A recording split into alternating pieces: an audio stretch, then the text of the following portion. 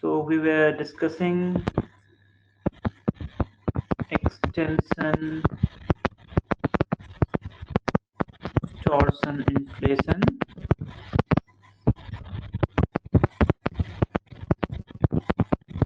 in tubes.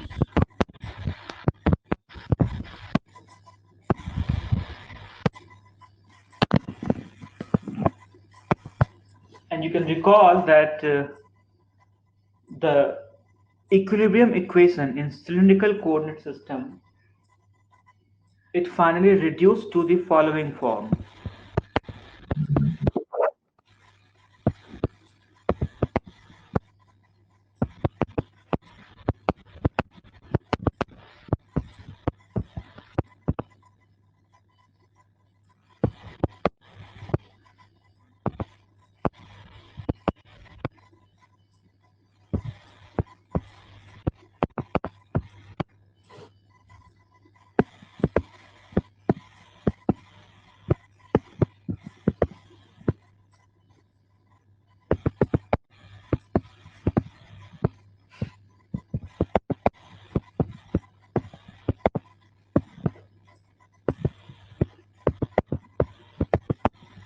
Okay, the last one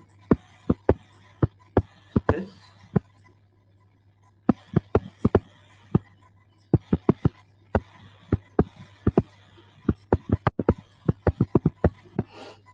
Okay, and then you can also recall that we were saying that the theta and z equation, they should get trivially satisfied, but that's not the case right now. Okay, so these are the theta and z equations, because as I told you, there's only one filled variable, which is b of r.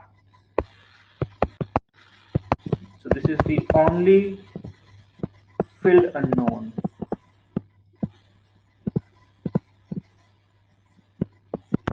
Okay, and from the way it is right now, the equations, it doesn't seem like it's going to get trivially satisfied. Does anyone have some idea how this can get trivially satisfied? So by trivially, I mean it should get satisfied trivially for any small b. Need not be just the equilibrium small b, but for any small b. And with the kinematics that we had, the axisymmetric and axially homogeneous kinematics, which said that small x is equal to big R into 1 plus small b of big R. And I also said that let's make it big bracket so that we don't confuse it with function, into small e of big R, and which is a function of big theta, by the way,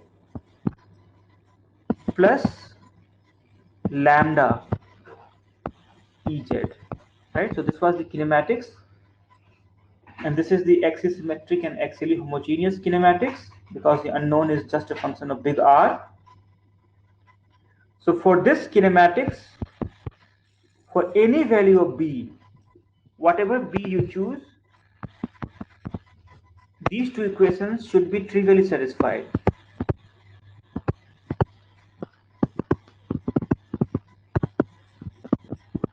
So can anyone tell why is that going, I mean, how can that be proved? From physics, we know that it should be satisfied because there is only one field unknown, which requires only one field equation. So other two must be trivially satisfied. But how can we prove it mathematically? Because you see, it's not enough to just think using physics, because physics is often based on intuition, and it can always, I mean, not always, but often get wrong. So if you want to really establish something, it must be backed by solid mathematical proof. So how do I prove it then? Anybody has got some idea?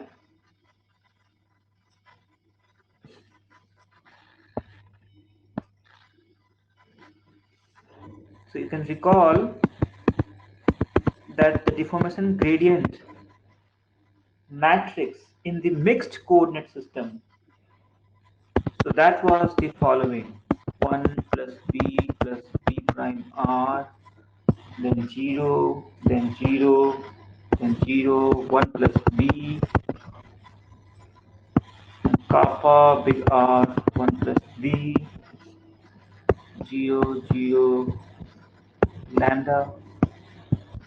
Okay, this is mixed coordinate system. So this, for example, is big F, small r, big R. This is, for example, big F, small theta, big Z. Okay, so basically rows are for small theta, small z, whereas columns, they are for big R, big theta, big Z. Okay, so with that kinematics, you can see there are many zeros. But this also does not mean that those equations will be trivially satisfied. Having this particular form of big F does not mean that the stress components which are present in theta and z equation will be trivially satisfied. So, let us, for example, think of isotropic material, general non-linear isotropic material.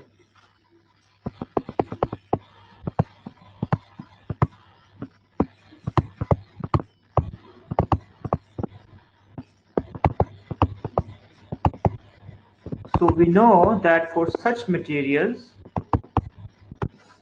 the energy function W of F is actually some function phi of the three invariants, right? I1, I2, and I3. Or I think we say IC, 2C, and 3C, right? Where we know what are IC, 2C, and 3C. So let us try to find out what will be the Piola-Kirchhoff with this particular IC, 2C, and 3C. So Piola-Kirchhoff P is then del W by del big F. Okay? And then we have to start using chain rule, which is same as del phi over del IC into del IC over del big F plus del phi over del 2C into del 2C over del big F plus del phi over del 3C into del 3C over del big F. Okay? And then the invariants, so we have to think of how to take the derivative of invariants with respect to big F, which is purely kinematic, right? So del IC by del big F, so IC, we know what it is. IC is simply trace of C, isn't it? Which is also equal to F double contraction F, right? Because this is same as trace of F transpose F, which is F double contraction F. Okay, so when you do the derivative del IC by del big F, you just get 2 times big F. Okay, likewise you can find the derivatives of del 2C by del big F and del 3C by del big F also. Okay, so I can write here del 2C by del big F. So if you work it out, it turns out to be 2 times big F into IC times identity, identity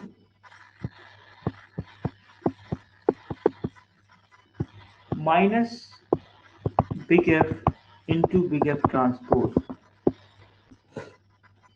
Okay, and similarly, when you work out del 3c by del big F, so 3c you can recall this is same as determinant of F whole square, isn't it?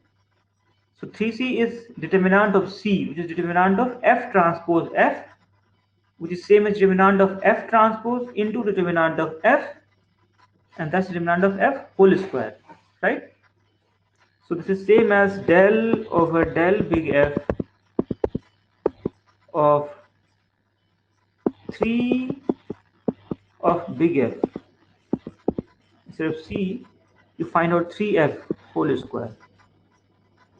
Or maybe I put the square in the bracket, within the bracket, which is same as 2 times 3F into del 3F by del F. Okay? Which is same as 2 times 3F, and then del 3F by del F, I think we have gotten familiar with this, is 3F into F inverse transpose. But this 3F together is 3C.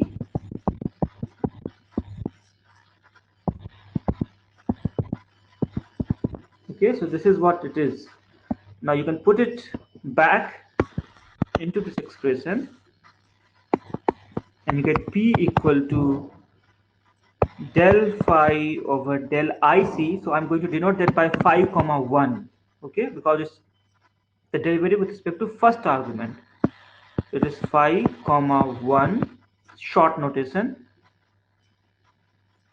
and there is 2 also here into big F, then plus 2 times phi comma 2 into big F into IC into identity minus FF transpose plus 2 times phi 3, which is the third component, phi comma 3 into 3C into F inverse transpose. Okay,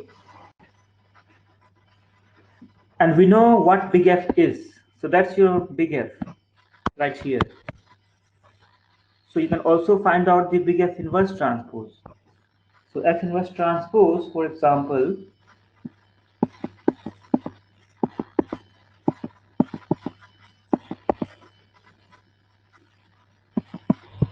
has the following form.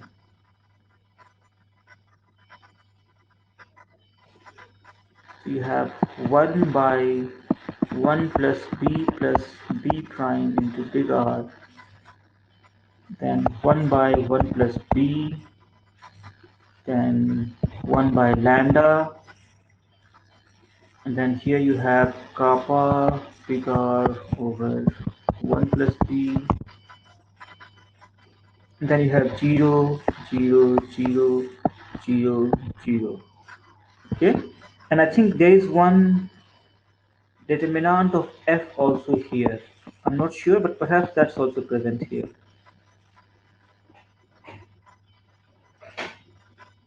So you can now plug it over here, right? And F is also, you already have the F also. So let me write it below only. So big F is this one, 1 plus b prime R, 0, 0, 0, 1 plus b, then kappa R into 1 plus b, then 0, 0, lambda. Okay, so when we plug this F and F inverse transpose over here, then you get the matrix form of big P, isn't it? And from there you will be able to extract the stress components which are present in theta and z equation. For example, p theta r, p z r, p r z, and p r theta. So p theta big R, p small r big theta, p small z big R, and p small r big z. These are the four stress components in theta and z equation. And for this given f and f inverse transpose, can you see what are the theta r, r theta, z r, and rz components? So small theta big R component is, for example, this one. This is small theta. Sorry, this is not small theta big R. This is small r big theta. This is small theta big R. And this is small r big Z.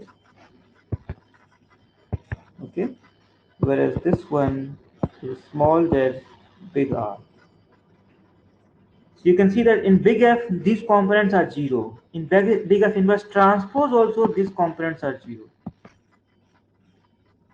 So when you sum all of them together to get this thing, the final matrix will also have those four components 0. And that's why these four stress components become 0. And it is so for any B. Whatever B you put here, whatever kappa you put here, whatever lambda you put here, for all of them, this is trivially 0. And that's the reason why the two equations get satisfied. And this is a mathematical proof. Okay? So we are left with just one equation, which is here.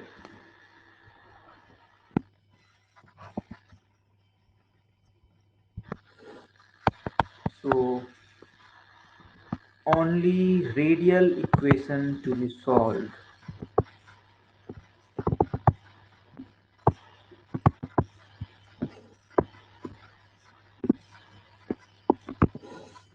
All right?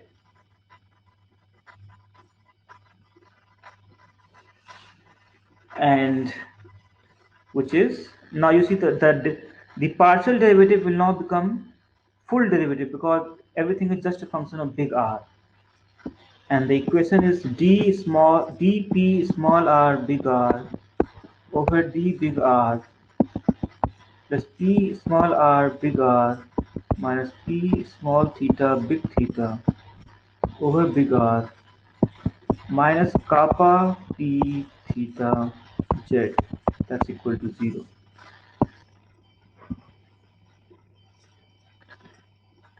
Okay, so this is now an ODE. You see how the PDE has converted into an ODE, and this holds for all small r in the range of big R1 to big R2, from inner radius to outer radius. So you see basically what has happened is that for this tube,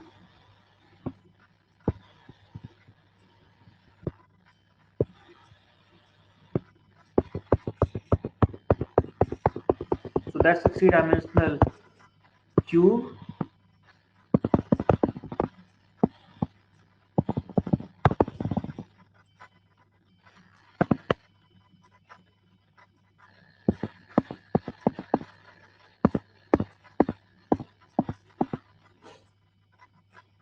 Okay, so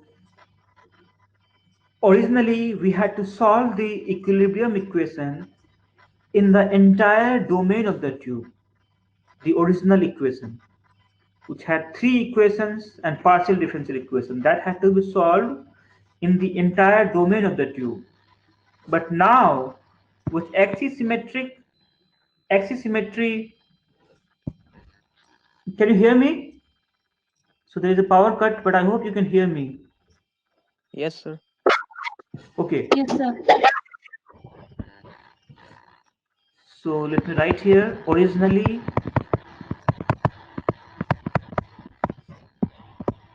the equation of elasticity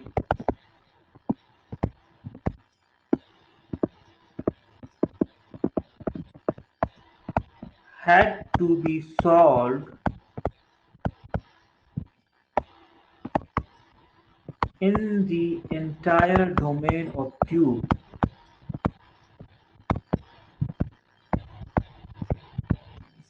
But now, with axis symmetry and homogeneity, axial homogeneity,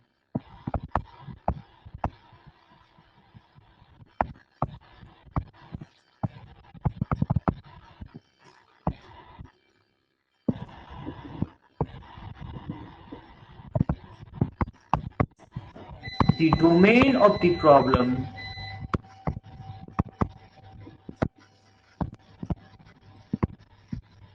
has reduced to, can you see what is the new domain? The in-between region from R1 to R2. So in between region is, so the tube is in fact that region between R1 to R2. Only the radial portion, like not the Radial line. longitudinal. Exactly. So just, you see just this line, this is that domain, the new domain or the reduced domain. So if you had to solve within finite element, you would have discretized the entire tube. But now with this new equation, because we assumed axis symmetry and axial homogeneity, you just have to discretize this line, the radial line. So it has reduced to just a radial line. So you can see it's so much of reduction. So only with axisymmetry, if you just think of axisymmetry, then your equation has, it would have reduced to the following plane.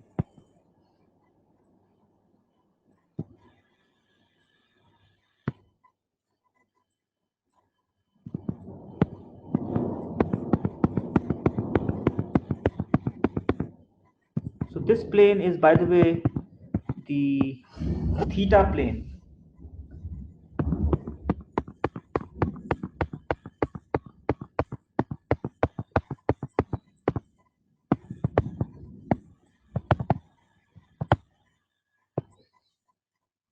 So this is just with axisymmetry.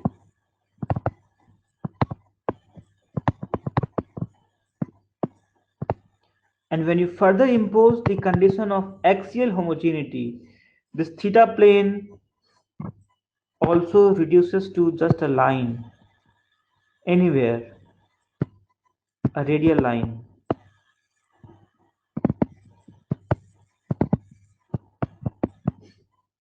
Okay, and what boundary condition has now to be applied? So it's a differential equation, and this is basically second order. It's a second order ODE in small b. Okay, so since it is second order, it requires two boundary conditions, and those will be at the two ends of the radial line. So for the original problem that we had, which was extension torsion inflation subjected to internal pressure, we can say that P small r big R at big R equal to R2. So on the outer radius, there is no pressure, so it becomes 0. Okay. At the inner radius, we have sigma small r. So you see, for sigma, we have to use both of them smaller because it's a Cauchy stress tensor. Both both basis vectors lie in the deformed coordinate system. Therefore, both are smaller. So sigma small r at small r equal to small r2. That's equal to minus p. Okay. And of course, you can also convert this into Lagrangian and write it in terms of P small r big R at small r equal to, sorry, at big R equal to big R 1. So this was small r1 at the inner radius. So this becomes equal to, so you have to use the transformation law from first Piola to Cauchy stress, and for this radial component I think it becomes minus p over 1 plus b into lambda, and this is 1 plus b at big R1 into lambda, and this minus p is the imposed pressure. So these are the two boundary conditions.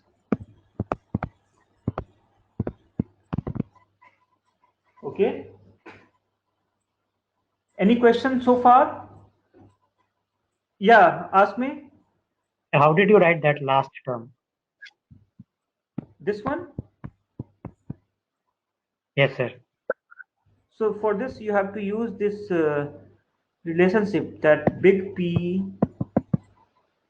into big F transpose is equal to det F into sigma. So from here you will that get, if you want to get sigma small r, okay, so if you want to get that, then sigma small r is then 1 over det F into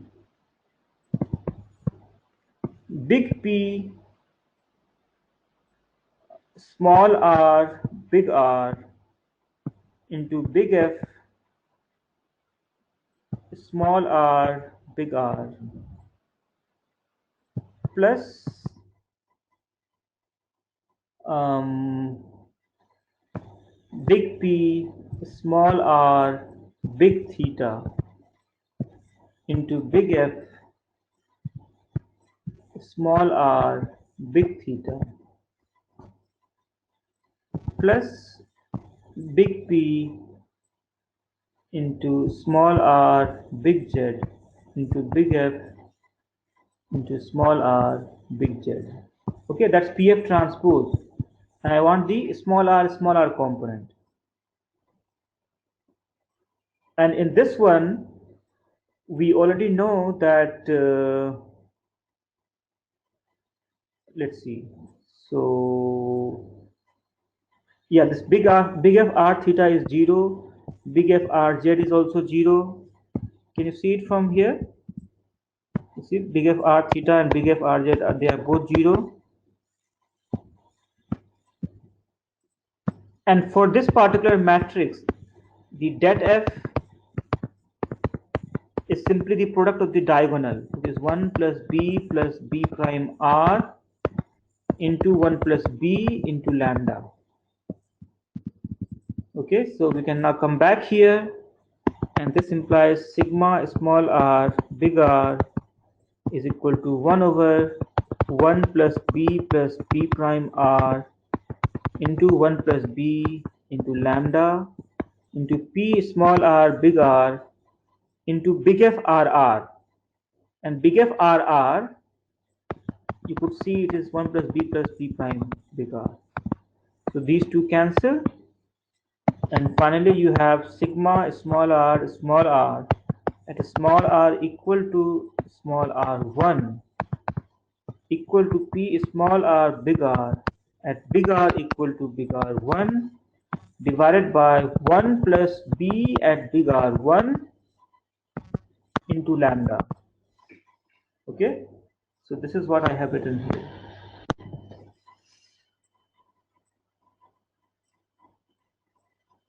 Okay, I think I made a mistake. So here this will go in the numerator. Everything goes in the numerator. So it comes from the derivation that we have with us, 1 plus b big R1 into lambda into p, pressure P with a minus sign. Okay, is that okay, Pulkit? Yes, sir. Okay, any more question? See, we proved that the two equations, theta and z equations, they get trivially satisfied for a general isotropic material. But why did we restrict ourselves to isotropic material? Will it be also satisfied if you have, let's say, any general anisotropic material?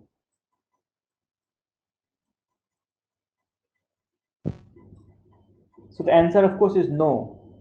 So for axisymmetry and axial homogeneity, the requirement is not just that your kinematics should be obeying that.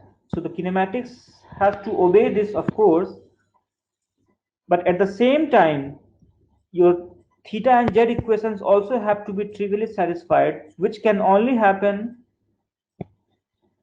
if the four components here, stress components, they are also zero. And this certainly happens for isotropic material, but not for a general anisotropic material. So what this tells us is that if you do this extension torsion inflation with a general anisotropic material, then the deformation that will be imposed is not guaranteed that it will be axially homogeneous or axisymmetric. If it is isotropic, then yes, it can happen. But if it is not isotropic, then it is not guaranteed. Okay? For example, if you work with orthotropic material, then it will violate your axisymmetry assumption. And it is very easy to see also.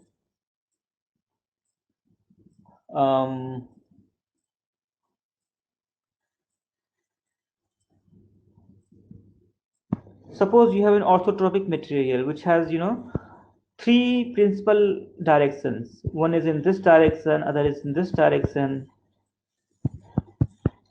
and then maybe one along the thickness direction. So for such a material with the principal directions aligned in this way, it turns out that it obeys axisymmetry condition.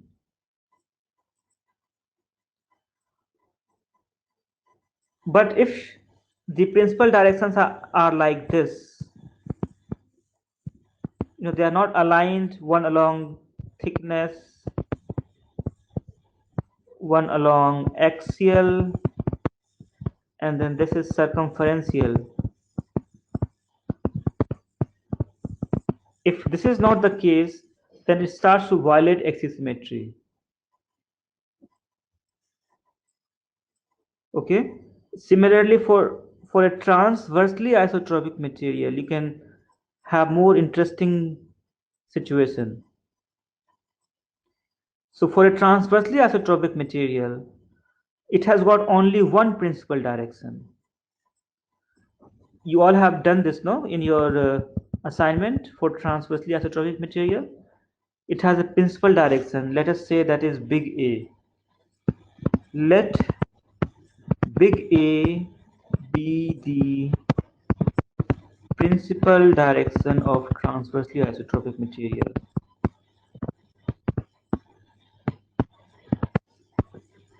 So you also have that energy form, isn't it?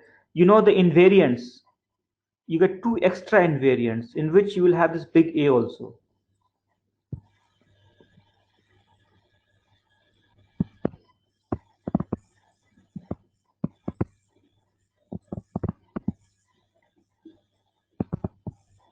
It turns out if your big A is either along the radial line, so if it is either E big R or big A is equal to some linear combination of E big theta and E big Z. If this is the case, then it satisfies it automatically satisfies theta and Z equation. For any general transversely isotropic material having big A of this particular form, then it automatically satisfies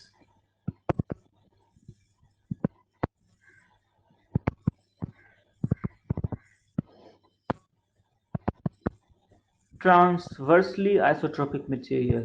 Can you guys see why is that going to happen?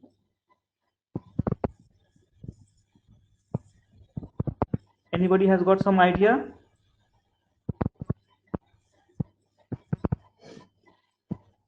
What if I give this to you as a problem in major examination?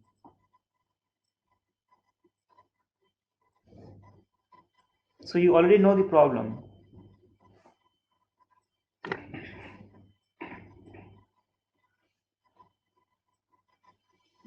Okay, so I'll just change slightly. I'll say that you will have similar problem in major. Definitely. So work on it. And I'm not going to answer it, of course.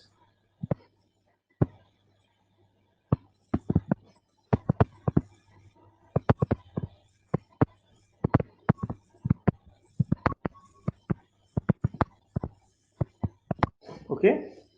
All right. Any question till now?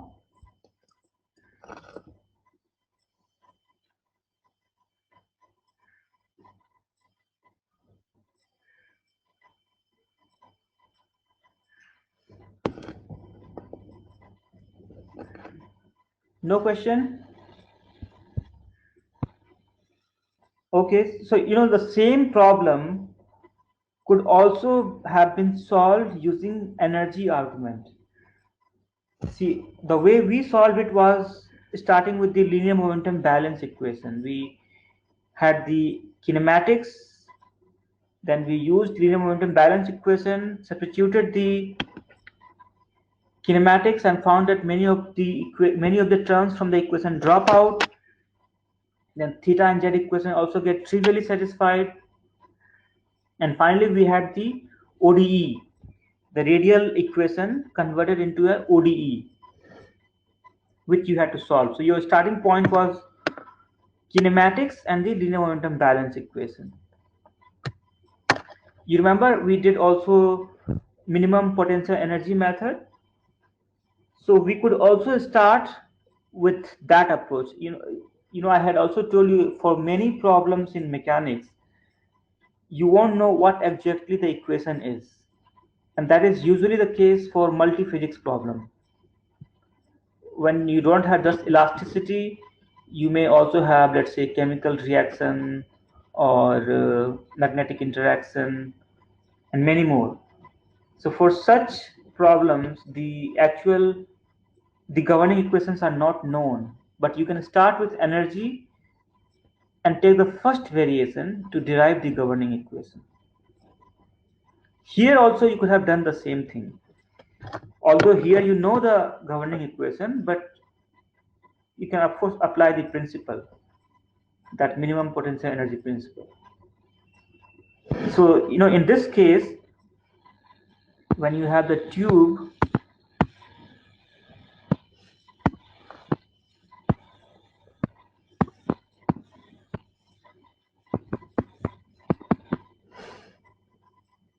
because of axisymmetry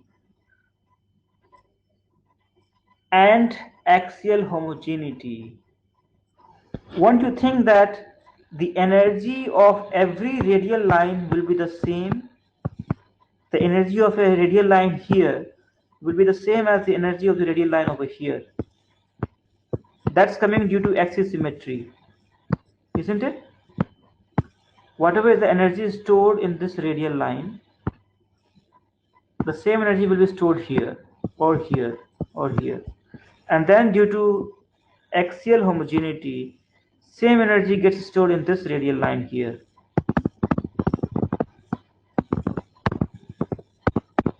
Or this radial line here, or this radial line.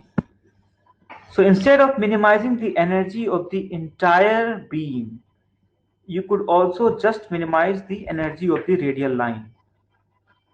So that's the starting point.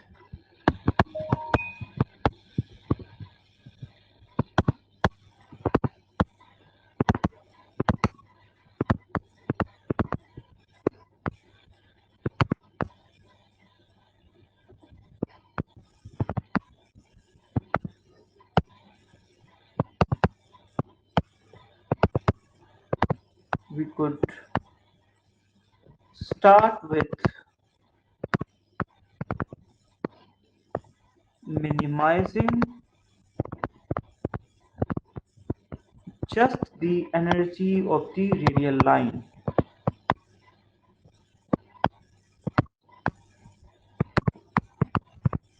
Okay, this is equivalent to using axis symmetry and axial homogeneity.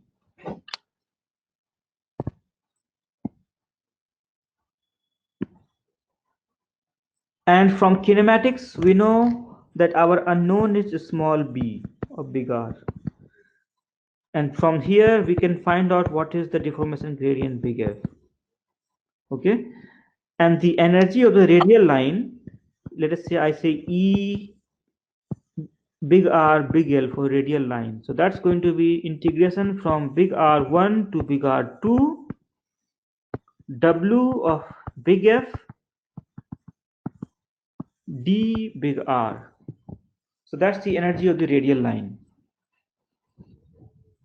Okay, and in case the tube is also subjected to internal pressure, as is the case over here, you have to also subtract the work done by the pressure, which in this case would simply be the what is called PV work, pressure volume work, because pressure does that work. You see, the pressure is within the tube, and we are assuming that the pressure P is not changing. So the PV work is simply pressure times the volume in which that pressure is present. And suppose that the length is big L for the tube, the length is big L.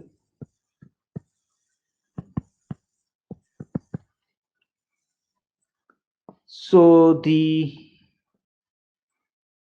volume, the deformed volume, is then going to be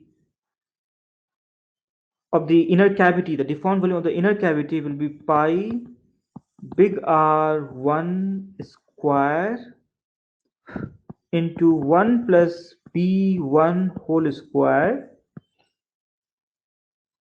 into 1 plus lambda. That's the deformed volume. And then you have that pressure P acting. And of course, you have L also here. So this is the cross-sectional volume, cross-sectional area times the deformed length. So overall, this is the deformed volume multiplied with the pressure P. Okay? Sir Yes. Sir अगर problem सिर्फ axis symmetry का हो, homogeneous ना हो, तब ये process use जब ये अप्रोच यूज नहीं कर सकते. एक्सिस, हाँ, अगर एक्चुअली होमोजेनियस नहीं है तो हमें किनेमैटिक्स में वो जेड डिपेंडेंस डालना पड़ेगा. फिर R1 और R2 ये भी दोनों, क्योंकि तब तो दोनों चीजें इंस्टेंटली चेंज हो रही होंगी या जेड के अकॉर्डिंग. तो उस समय क्या होगा कि जो हमारा किनेमैटिक्स है, so this small b will be a function of big R as well as big Z. Likewise, this ER can be a function of big theta as well as big Z. And then this lambda can also be a function of big Z. Okay. So Z dependence comes here, and then you will see that it's only the theta equation which gets trivially satisfied, not the Z equation. Okay, so that's also interesting. I could give you that problem also. What if it's just axially sorry, if it is just axisymmetric but axially non-homogeneous, then how is the entire analysis going to change? So think about that also. That's also a probable major exam question. Okay, so I'm just going to write it. How will the entire analysis change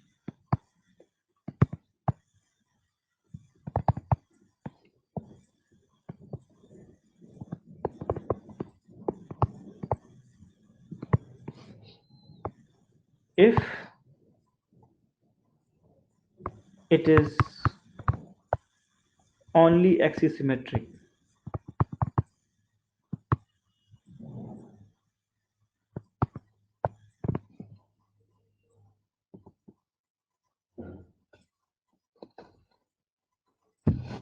Okay, so anyway, so coming back to this energy argument, so we have this energy of the radial line, which is the energy per unit area. You see, W is per unit volume, and then you are integrating in length. So you have energy per unit area. And from this PV work also, you'll have to subtract the external work. This PV work has to be subtracted, but not the total, just the energy per unit area. I mean, what we want finally is the energy per unit area. So, and it turns out okay, let us see. 2 pi big R1 into big L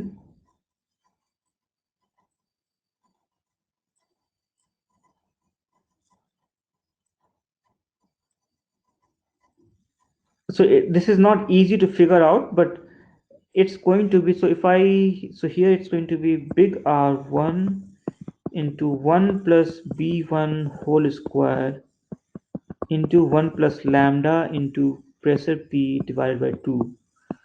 So I wrote it because I know how to do it, but I won't discuss that here. But this is something which has to be subtracted. So this is the energy of that radial line, which is just a function of B of R. That's the unknown. So you have to take its variation with respect to B, small b. And when you do that, you will exactly get this equation. This radial equation will automatically come out in the form that is here. So you will automatically get equation of this form. See, in our LMB, we had to impose that axisymmetry, so del by del theta is 0 or del by del z is 0 because of axial homogeneity. But with that modified energy of the radial line, when you take its first variation and find out the Euler-Lagrange equation, it will directly give you this reduced equation. And it will also give you this boundary condition that you have here. This boundary condition will also automatically come out. You see, that's the advantage of using energy form. You directly get these equations. So, this is the last topic for this class. And obviously, I won't discuss any new thing, but you can ask me if you have any doubt based on whatever we have learned till now.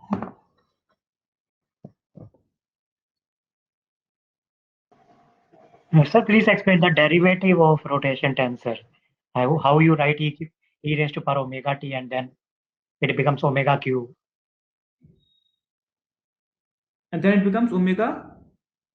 Q dot is equal to omega q. So basically, you see, this q is equal to exponential of omega t or wt, okay? And suppose you have y equal to exponential of lambda t. Then what is y dot? Lambda times exponential of lambda t, right? Isn't it? So with the Yes, sir. same logic here also, when you do q dot, one w comes out, and then you have into the same thing, exponential of wt. Yes, sir. Another Actually, like go ahead. I wanted to ask how you wrote Q is equal to exponential of antisymmetric tensor times time. Oh, how this came up. Yes, Okay. sir. Okay, yeah, that's also not hard. So, I mean, Q, if it's a rotation tensor, we know it is orthogonal, right? So Q dot Q transpose, that's an antisymmetric tensor, isn't it? Yes, sir. It's antisymmetric.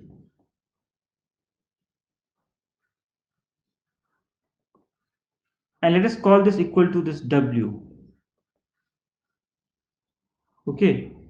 And suppose, and for all such Q, for which Q dot into Q transpose is equal to a constant. You see, your Q can be varying in such that this W is not constant. But suppose that W is constant. In that case, you have Q dot equal to W into big Q, isn't it? And this is of the form Y dot equal to lambda into Y. Just look here. And you know, when you integrate this, you get Y equal to e to the power lambda t.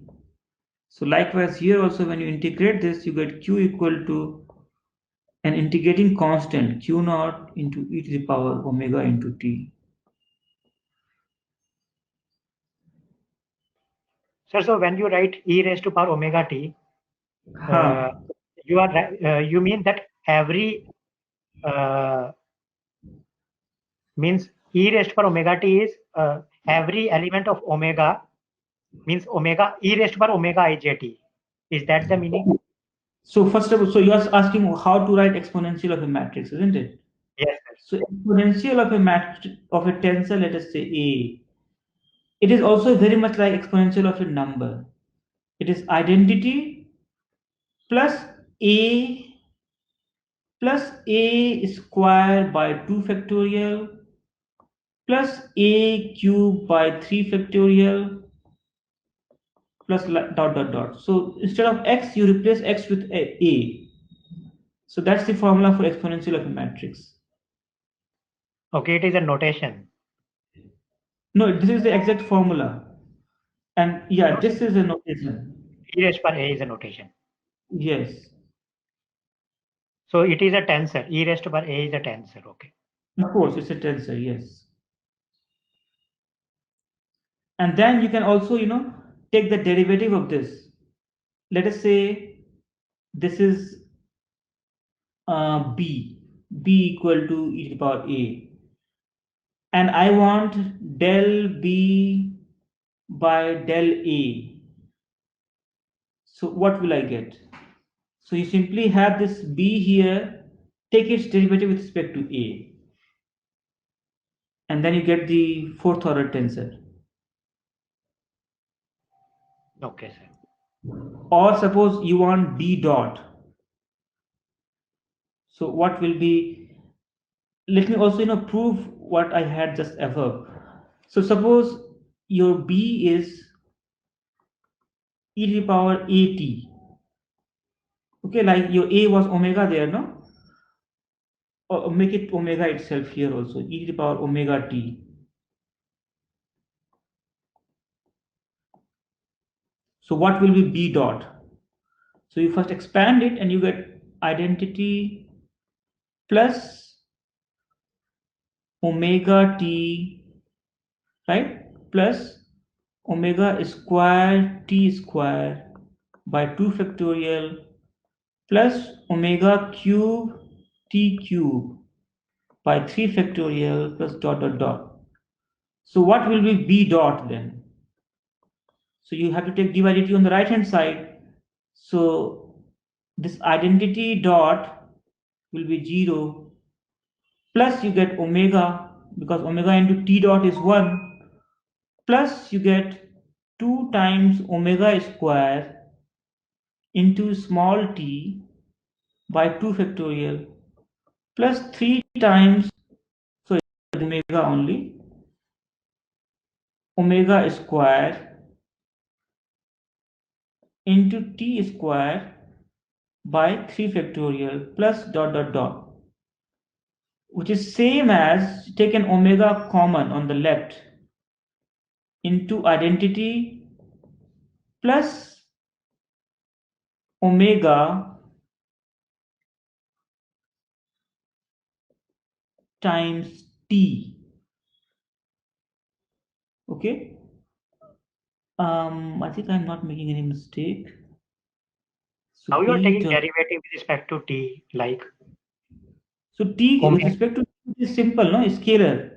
Omega is like a constant, so you just have to take the derivative of t square here, for example, and you get So 2t. omega square should come. Yeah, okay, yeah, that was what I was missing here. So this is omega square, this is omega cube. Thank you. So when I take omega as a common, so from here you get just omega t. And from here you'll get omega square t square by 2 factorial plus dot dot dot. And you will see this is exactly exponential. So this gives you omega into exponential of omega t. Okay, so b dot, which is same as d by dt of exponential of omega t, is this number. But this of course happens only for constant omega. Okay, sir. Yeah. So always we can assume that one constant omega, like always we write na ki q is equal to e की power omega t. Yeah. That is true. So can we write it always What? e raised to power omega t? For only, so you know this omega has also got the meaning of, so when you say e raised to the power omega t, then this omega has the meaning of axis of rotation. So for all the rotations for which the axis of rotation is fixed, you can write the rotation equal to e to the power omega t, where omega is the skew symmetric tensor formed by the vector which is axis of rotation. So basically this, when you take the axial of omega, you get this vector w, which is the axis of rotation. Okay. So this is going to hold when your axis of rotation is fixed. If your axis of rotation is changing, then you can't say it is as omega into t. So for that case, when axis of rotation is changing,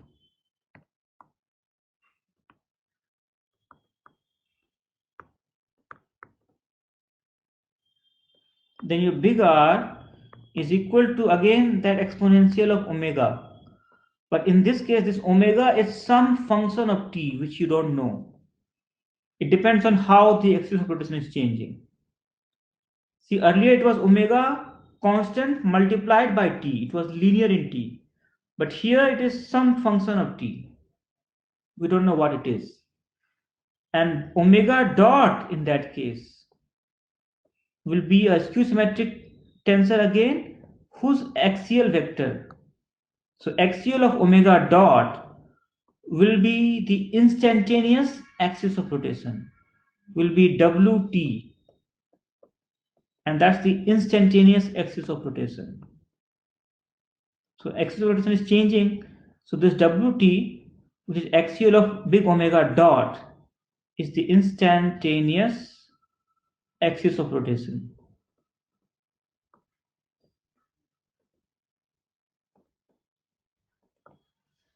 Okay, I have got a book on matrix exponential. If you want, you can read it whenever you come back to the campus. Okay, sir. Yeah, it's a very involved topic, exponential of a matrix. Okay, so we are set for then major exam on 13th from 1 to 4 p.m. All right. And I wish you good luck and I hope तुम लोग कुछ सीख पाए इस class से, research में भी तुम लोगों को हेल्प मिलेगी।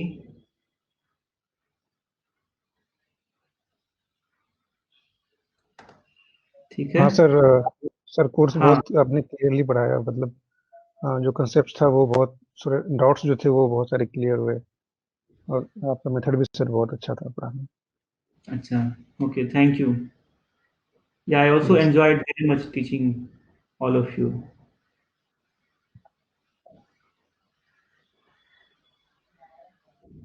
अगर तुम लोगों को फ्यूचर में कुछ डाउट होता है, if you are stuck somewhere, you can always come back to me. You can write to me or you can come to my office.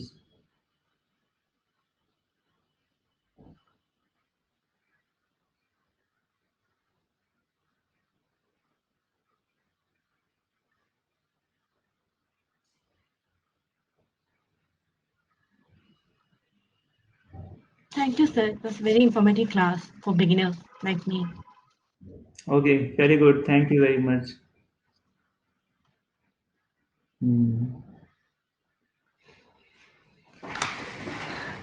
ठीक है, फिर हम लोग मिलते हैं एग्जाम के दिन। ठीक है sir, thank you so much.